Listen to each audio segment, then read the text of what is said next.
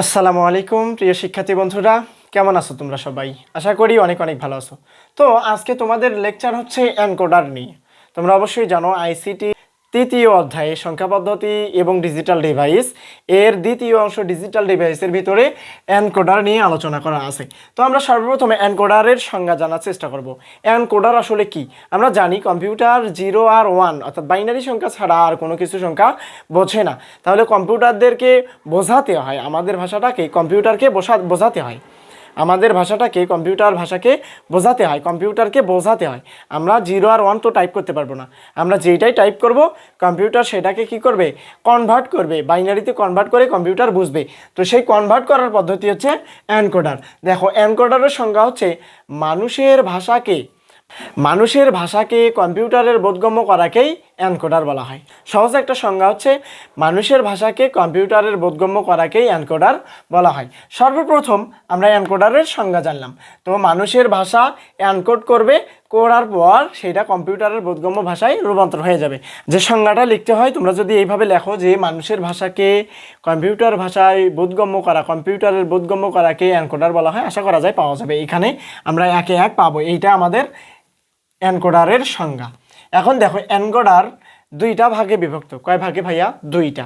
একটা হচ্ছে 4 to 2, 4 to 2। দেখো 4 to 2।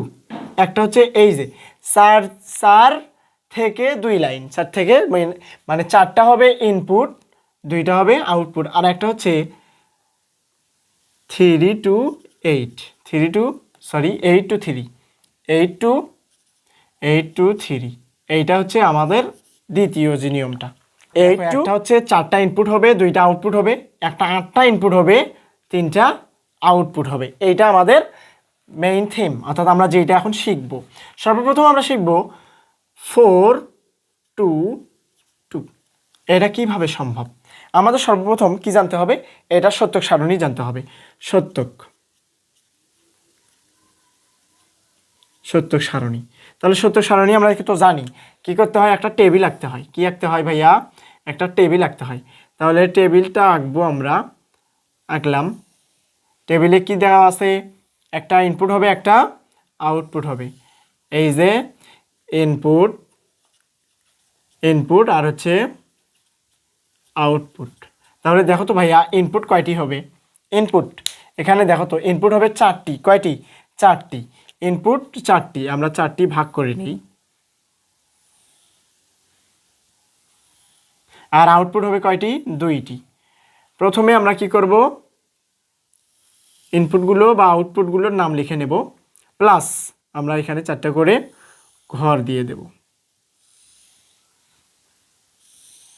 হ্যাঁ, এখন দেখো, আমরা ইনপুটগুলোর নাম দেব। তো আমাদের সর্বপ্রথম জানতে হবে মানুষের ভাষা, আর হচ্ছে কম্পিউটার। দেখো তো, মানুষের ভাষাকে কম্পিউটার ভাষায় রূপান্তর করার পদ্ধতি হচ্ছে এনকোড, মানে এইটা হচ্ছে এনকোড। আর মানুষেরটা হচ্ছে ডিকোড।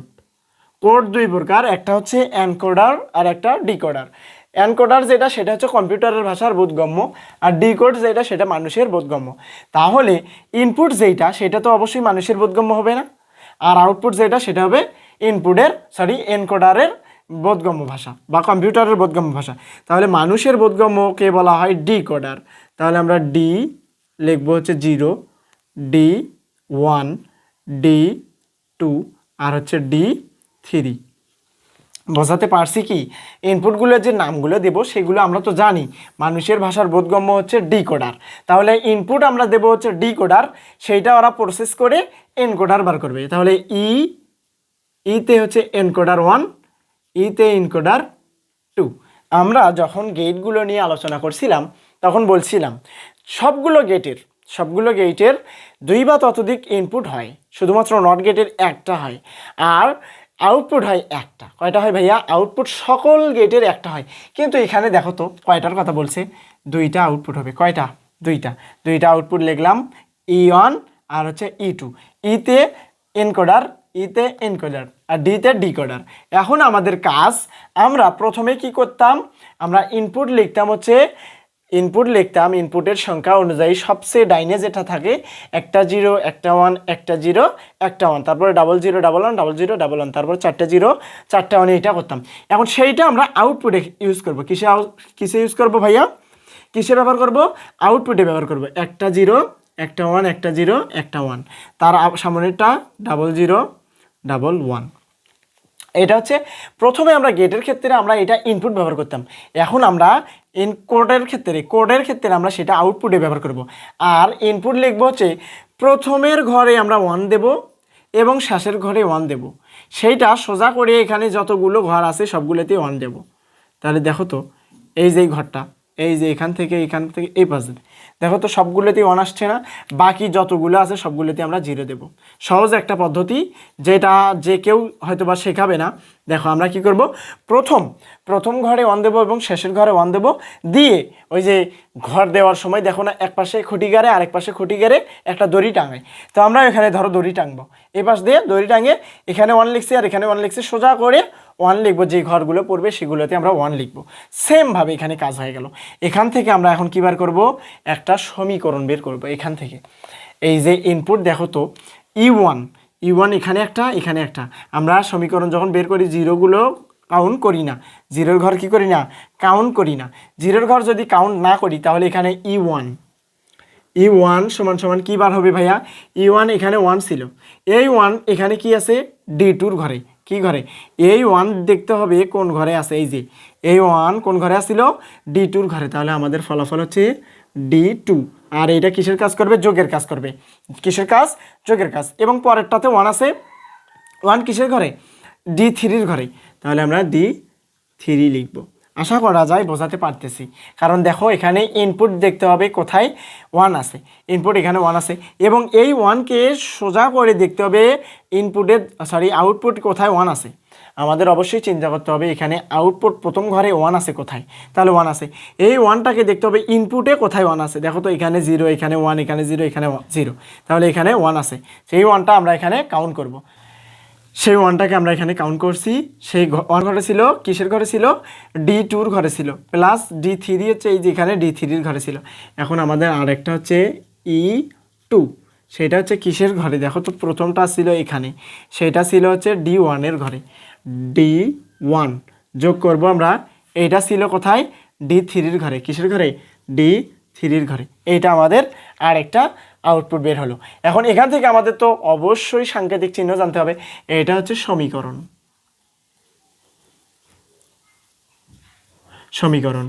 এটা হচ্ছে সমীকরণ। তাহলে দেখো এনকোড এবং ডিকোডের ক্ষেত্রে আমরা কি কি জানবো? সর্বপ্রথম আমাদের সত্যক সারণী জানতে হবে, তারপরে সেখান থেকে সত্যক সারণীর আউটপুট থেকে আমাদের সমীকরণ জানতে হবে বা সমীকরণ বের করতে হবে। এই সমীকরণ থেকে আমাদের এখন গেট আঁকতে হবে। দেখো এই পাশে আমি গেট আঁকি। সর্বপ্রথম আমাদের লক্ষ্য করতে হবে এখানে ইনপুট কয়টি? D1 আর D3, D1 আর D3, 1 2 3। তাহলে আমরা D1 লিখব, D1 এটা একটা, D2 লিখব এটা একটা, আর D3 লিখব এইটা একটা। তাহলে দেখো তো সর্বপ্রথম আমাদের কি করতে হবে? D1 যোগ D2 যোগ D3। তাহলে D2 আর যোগ D3। তাহলে যোগের কি গেট ভাইয়া? ওয়ার গেট হচ্ছে কিসের কাজ করে? যোগের কাজ। তো এখানে আমরা একটু ব্যাখ্যা করে এখানে লিখলাম। তাহলে এখানে আমরা পাবো হচ্ছে D2 যোগ D3। এখন দেখো আমরা কি করব পরেরটাতে, D1 প্লাস D3। তাহলে আমি আজ এখান থেকে D1 নিলাম আর এখান থেকে D3 নিলাম। এটা কি অবস্থায় আছে? যোগ অবস্থায়। এই যে যোগ করলাম, যোগ করার পরে দেখো এখানে আমরা ফলাফল লিখব কি? D1 যোগ D3। দেখো তো এখানে ইনপুট যা আসছে আউটপুট দুইটা আসছে, E1 আর E2। দেখো এইটাই আমাদের এনকোডারের 4 to 2। সেমভাবে আমরা 8 to 3 করব। দেখো আর 2টা মিনিট সময় দাও, ইনশাল্লাহ এখান থেকে তোমরা এই যে এনকোড সম্পর্কে একদম পূর্ণাঙ্গ একটা ধারণা পেয়ে যাবা। দেখো এখন আমরা কি করব? আমরা এই যে এনকোডের 4 থেকে 2, এইটা আমরা তো শিখলাম 4 থেকে 2, এটা শিখছি 4 থেকে 2 এটা শিখছি। এখন আমরা শিখবো হচ্ছে 8 to 3, অর্থাৎ 8টা ইনপুট হবে, আউটপুট হবে 3টা। তাহলে আমরা সত্যক সারণী লিখি। সত্যক সারণী আমাদের কি করতে হবে? সর্বপ্রথম আমাদের ঘর রাখতে হবে 8টা। কয়টা ভাইয়া? 8টা। দেখো এখানে ইনপুট কয়টা হবে ভাইয়া? 8টা হবে। তাহলে 1টা 2টা 3টা 4টা 5টা 6টা 7টা 8টা। এই যে এখানে আমরা ইনপুট গেল, এখানে আমাদের আউটপুট হবে কয়টি? 3টি। O U T P UT output হবে কয়টি? আউটপুট হবে 3টি। তাহলে 1টি আর এখানে 2টি, এই মোট 3টি। তাহলে আমাদের অবশ্যই নাম লিখতে হবে আগে ইনপুট আউটপুটের। তাহলে একটা হচ্ছে D0, D1, D2, D3, D4, D5, D6, D7, এটা আমাদের ইনপুট। আর আউটপুট আমাদের হবে হচ্ছে E1, E2 আর E3। এইটা দেখো, এইটা হলো আমাদের ইনপুট আউটপুট মিক্সড হয়ে গেছে। এখন আমরা কি করব? এইটা সাজাবো। দেখো এখানে আমরা কাজ করব কি, এখানে কয়টা ঘর রাখবো, কয়টা দাগ দিতে হবে, এটা আমরা ফেলাবো হচ্ছে এই যে 2 পাওয়ার n। দেখো তো এখানে আউটপুট কয়টি আসছে? 3টি আসছে। তাহলে 2 এর উপর যদি 3 হয় তাহলে হয় 8। তাহলে এখানে মোট 8টা ঘর রাখতে হবে। কি ঘর রাখতে হবে? 8টা। মাঝামাঝি অবস্থায় করে নিলাম, এখানে আবারও মাঝামাঝি করে নিলাম। তাহলে এখানে দেখো উপরে হবে 2টা আর নিচে হচ্ছে 2টা, তাহলে উপরে হয়ে গেল 4টা। সেমভাবে এখানেও আমরা মাঝামাঝি অবস্থায় করে নেব।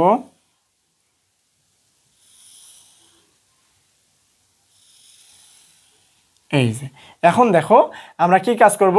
এই যে আমরা গেটের ক্ষেত্রে আউটপুট ব্যবহার করতে, ইনপুট যেটা ব্যবহার করতাম সেটা আউটপুট ব্যবহার করতে হবে।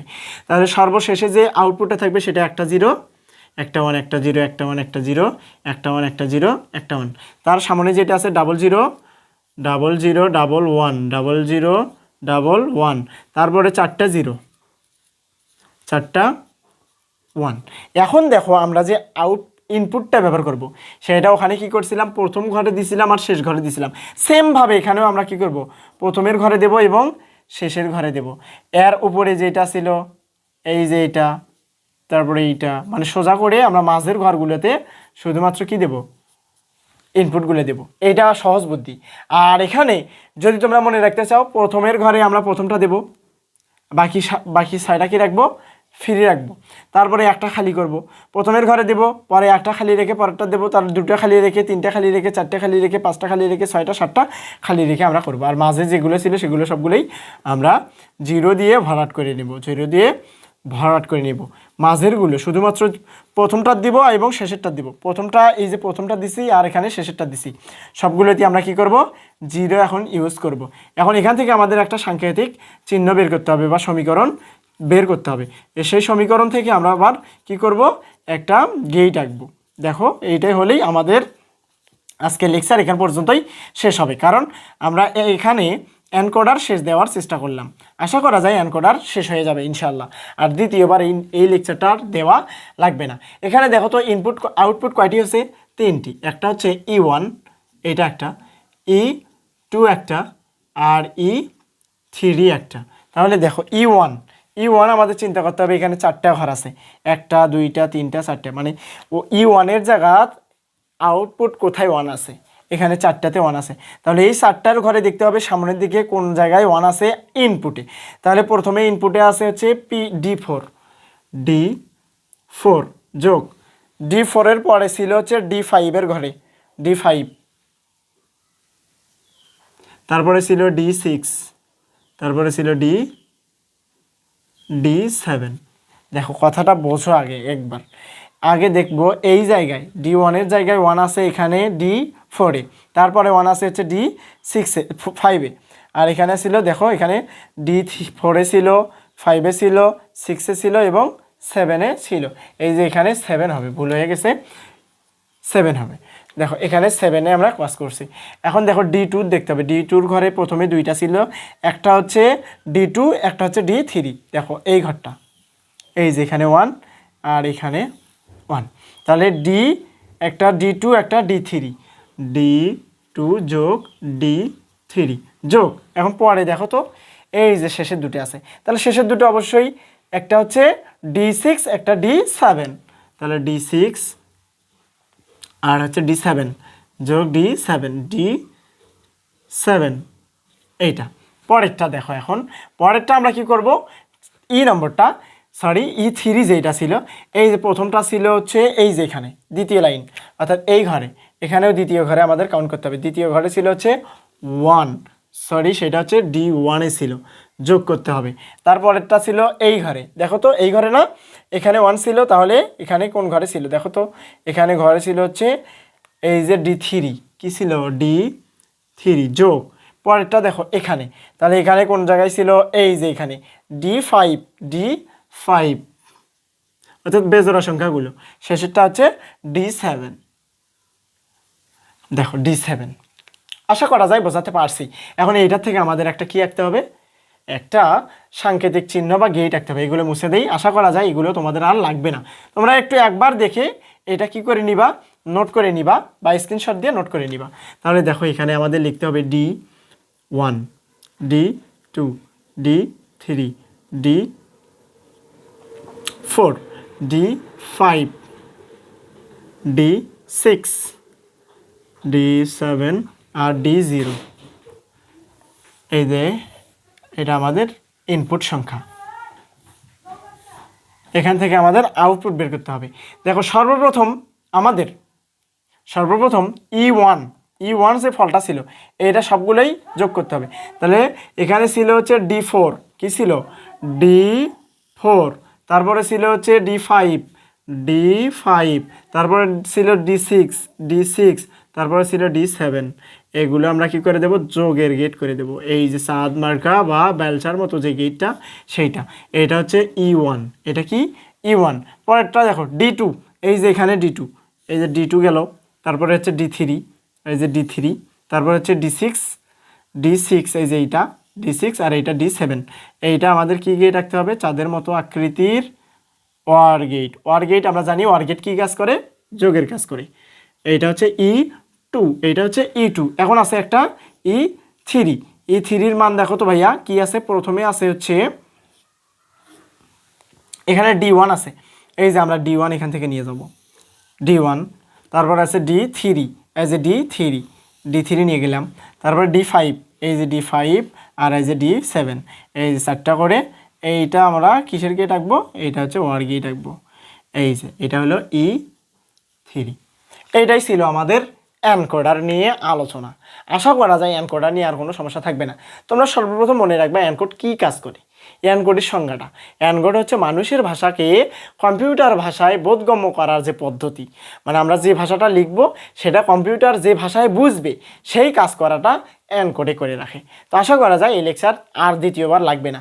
তো দেখা হবে আবার নতুন কোনো লেকচার নিয়ে। সে পর্যন্ত সবাই সুস্থ থাকো, ভালো থাকো। ধন্যবাদ। আসসালামু আলাইকুম ওয়া রাহমাতুল্লাহি ওয়া বারাকাতুহু।